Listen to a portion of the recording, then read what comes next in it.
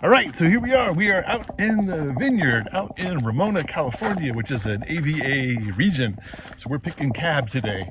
So looks pretty good, man. Looks pretty good. So first we gotta find us some grapes to pick. Should we pick these? Should we pick these? We got grapes here. I'll show you a little montage maybe of some of the grapes. But let's go find us an area where we got some plump, juicy grapes. Oh, these look pretty good. We might want to take those on our way. What do you think about that? So I have to do this one-handed because I have a camera. Pretty good, huh?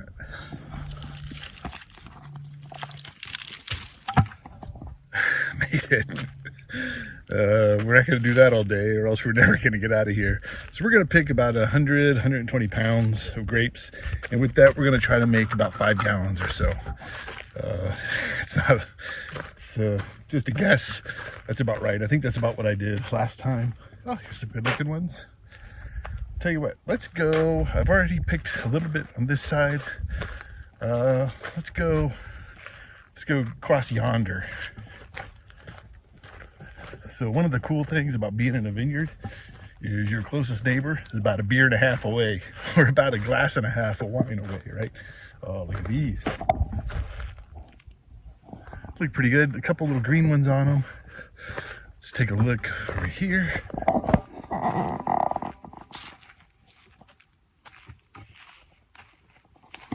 Look pretty good. I'll tell you what. Let's check over.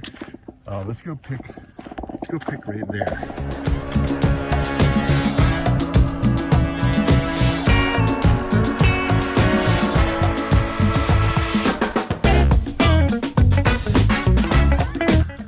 Looks pretty good. Cabernet Sauvignon. About the size of the clusters.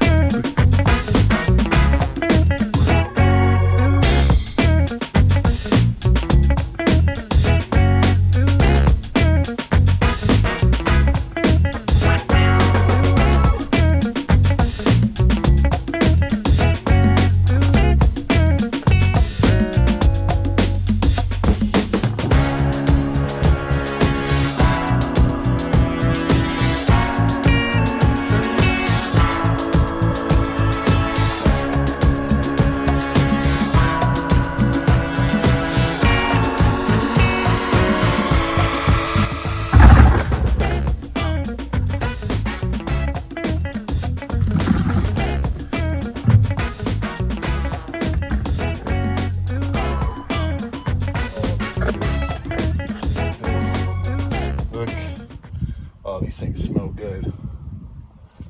Oh. Let's get these out back so we can start crushing. Here are my grapes, right? So the idea is this. Take the grapes, I have a crusher.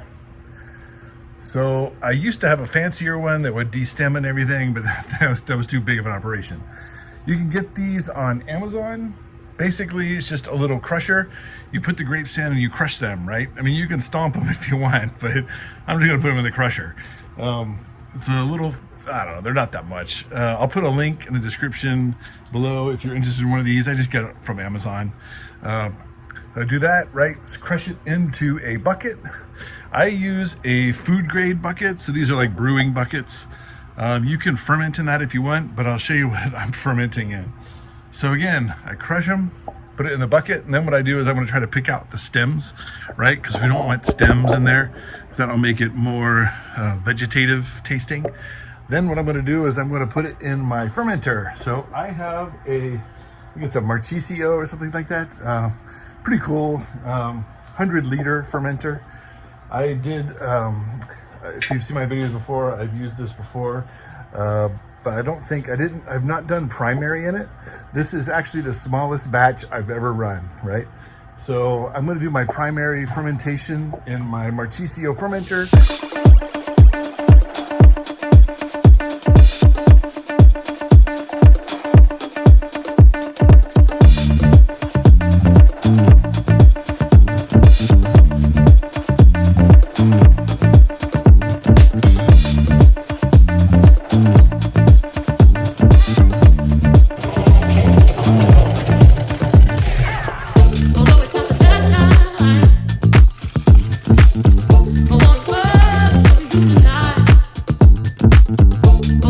here's where we're at. You can see this is my primary fermenter. It's about this high, so a little over half full. This is actually going to work really well for primary fermentation. So what I'm going to do is, let's see what it looks like here. I've still got some stems in there, so what I'm going to do before I start fermentation is I'm just going to kind of sift through there as much as I can stand, probably, I don't know, 10 minutes, 15 minutes, and pick out some more stems, because the fewer stems I have, the better the quality is going to be. See, not a whole lot of green in there anymore.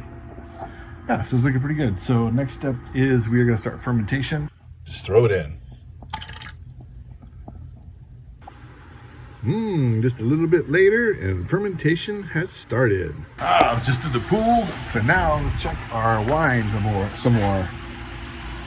So you can see the CO2 that's being produced during fermentation is still pushing up the grapes. So we got to keep punching it back down. I usually use a punch, which is basically a disc that you could use to punch down there. But mine is in the garage somewhere. So this is such a small batch. I'm just gonna use my hand. So you can see, oh, you see how that bubbles? The bubbles? It's the byproduct of fermentation. So fermentation, again, the yeast is turning the sugars to alcohol, and it's letting off CO2. So all the gas, that's what all the bubbles is, and that's why all the grape skins are pushed to the top. But it's actually feeling really good. It's a lot more liquidy, so we've got a lot more liquid going. So fermentation is looking good.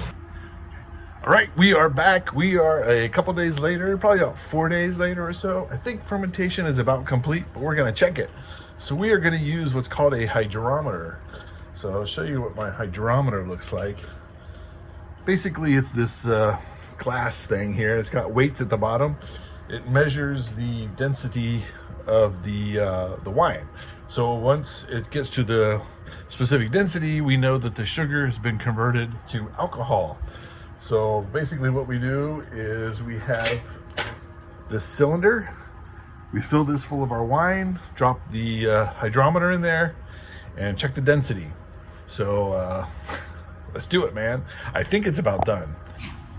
All right, so I got my wine, got my hydrometer. Next thing we're gonna do is we are going to just drop it in there, see how it goes. See if we can get a reading here. It's just a tad short of 0.990. 0.990 is kind of actually where we want to be. Probably fine, but I tell you what, we're gonna let it go for one more day because I'm not really ready to crush today. Tell you what, let's taste it. Gotta taste it, right?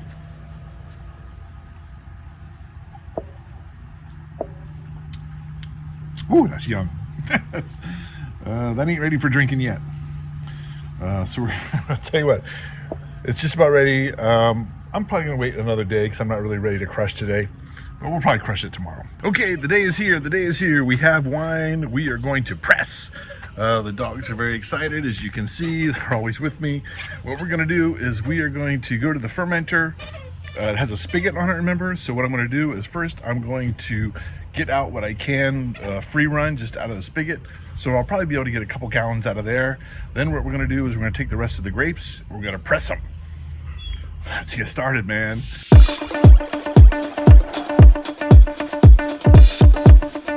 Okay, so we got a couple gallons out of there. I was kind of messing with it to try to increase the flow rate, and I think I shoved a grape into the nozzle. So, whatever. So we got a couple gallons. So next thing we're gonna do is, I guess we just gotta start pressing what we can. So first we'll scoop out kind of the free run, then we'll scoop the grapes. So let's get it going in the crusher. So we have a grape press. We got a kind of a small one, not huge. I got this at Amazon. So I will actually put a link below in the description if you want to get one of these. So the idea is it's got these slats, right? So put your grapes and your liquid in here. It'll run through, and anything that's liquid will fit through there. It'll run down the bottom, come out this little spout, and then it will fall into our carboy, right? So then after we get what's called the free run, then we'll put some blocks on top and we'll press it to squeeze out more. And we're hoping we're going to get over 5 gallons because we've got a 5-gallon barrel. Although it's not the last time, I want word for you tonight. Although it's not the last time, I want word for you tonight.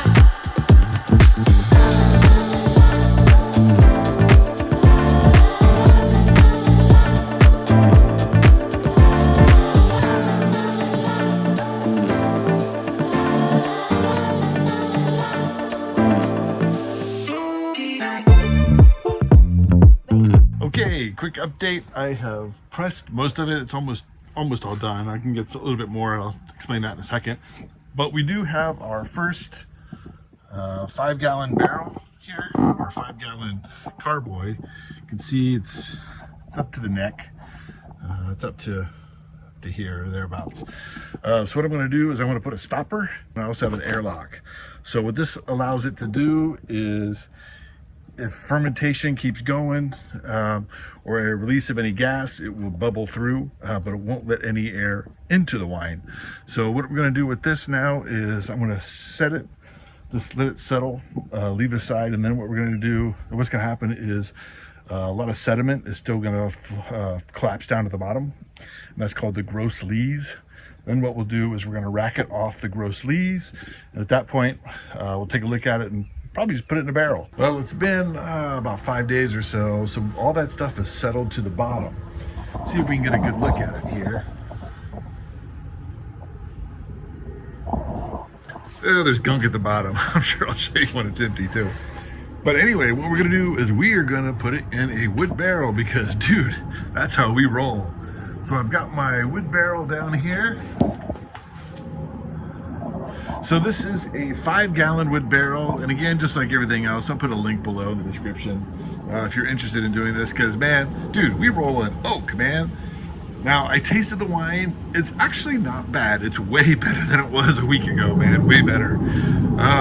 But, you know, it's still a little young, so we're gonna need to age it in the oak. We'll probably do a little malolactic acid fermentation, but today, we're just gonna get in the barrel.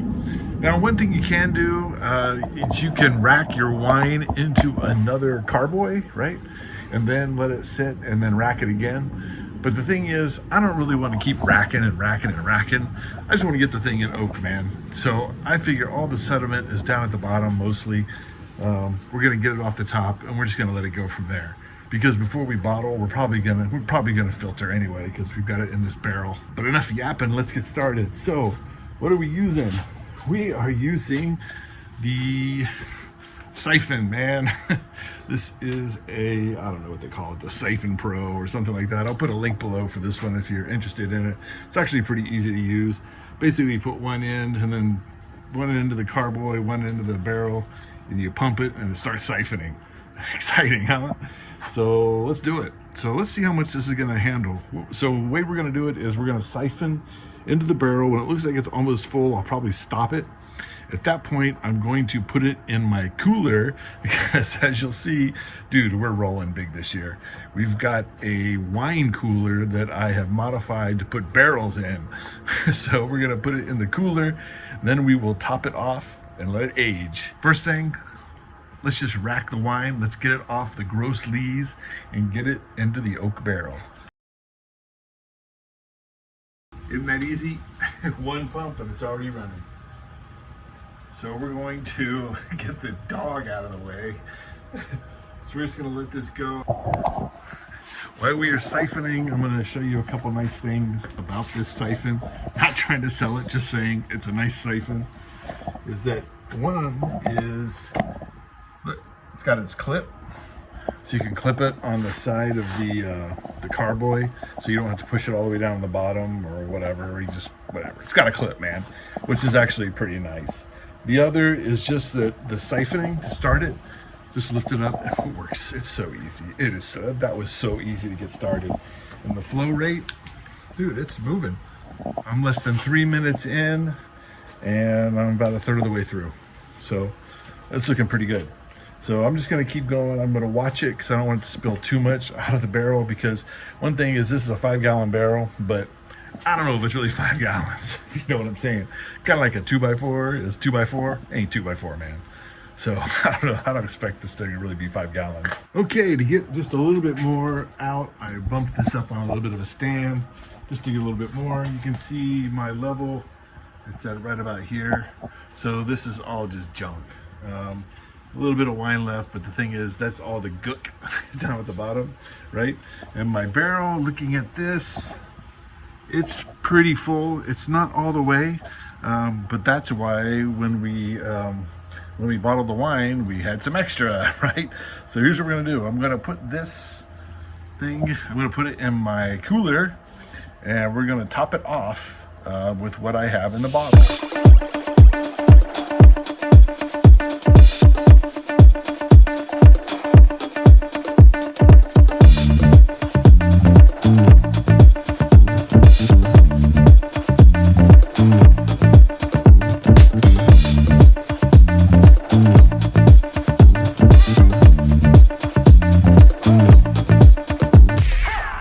Although it's not the last time. All right, let's check out the barrel room. Oh, it's looking good. First, let's check the temp.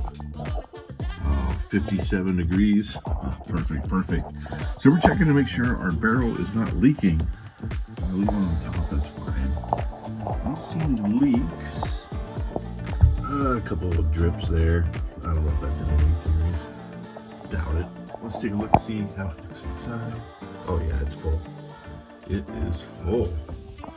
All right, you can see I've also got some Syrah in here in the carboys. This is selling off the gross lees. So the next thing I'm gonna do is I just got another barrel in, because this is my barrel room. I'm gonna be sealing the barrel, and then I'm gonna put the Syrah in a barrel. So make sure you subscribe to the channel, check that out. The other thing is, look, I got this wine cabinet. So I'm turning the bottom into a barrel room, and then I'm gonna put some bottles on top. So I gotta rig that all up. So if you wanna check that out, check out that video too. And with that, I'll see you in the next video.